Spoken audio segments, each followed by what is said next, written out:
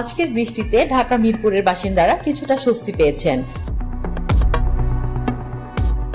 হ্যাঁ, আজকের বৃষ্টিতে ঢাকা মিরপুরের বাসিন্দারা কিছুটা স্বস্তি পেয়েছেন। দীর্ঘদিনের গরমের পর বৃষ্টির কারণে বায়ুর আর্দ্রতা কমেছে এবং পরিবেশ কিছুটা ঠান্ডা হয়েছে। ঢাকায় কয়েকদিনের প্রচন্ড গরমের পর অবশেষে আজ সোমবার 8 সেপ্টেম্বর দুপুরে হালকা বৃষ্টিতে কিছুটা স্বস্তি পেয়েছেন রাজধানীবাসী।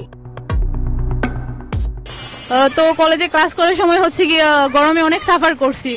তো কলেজ থেকে বের হয়েছি ছুটির সময়, দেন হচ্ছে বৃষ্টি পড়তেছে।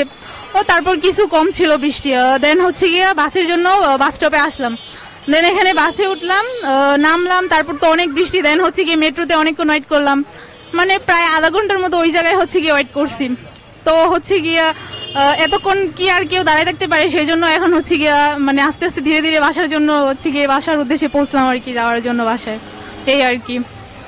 বাট গরমে অনেক সাফার করছি, বৃষ্টি আসার জন্য হচ্ছে গিয়ে এখন কিছুটা কুল হয়েছে। সকালে প্রচন্ড গরম থাকলেও দুপুর 12:30টার পর হঠাৎ করে মেঘ জমে বৃষ্টি শুরু হয়।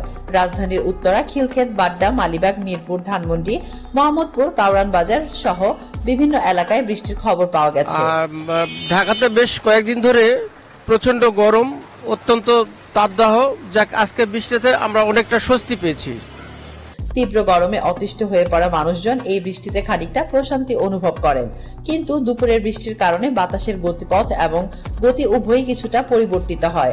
হালকা দমকা হাওয়ার সঙ্গে বৃষ্টিতে রাজধানীর বিভিন্ন এলাকায় তাপ প্রবাহ কিছুটা হ্রাস পায়।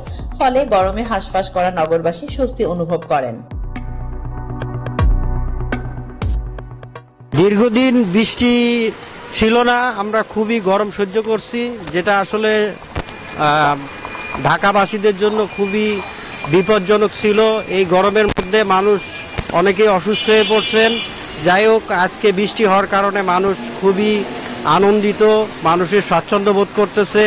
সবাই অনেক কষ্টের মধ্যে বসবাস করতেছিল এতদিন, এখন বৃষ্টির কারণে সবাই একটু স্বস্তি ফিরে পাইছে। নগরবাসীর জন্য খুব এটা আনন্দমুখর একটা সময়।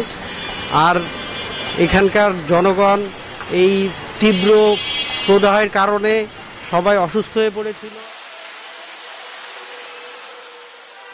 তাসলিম আক্তার শিমু, SBS বাংলা।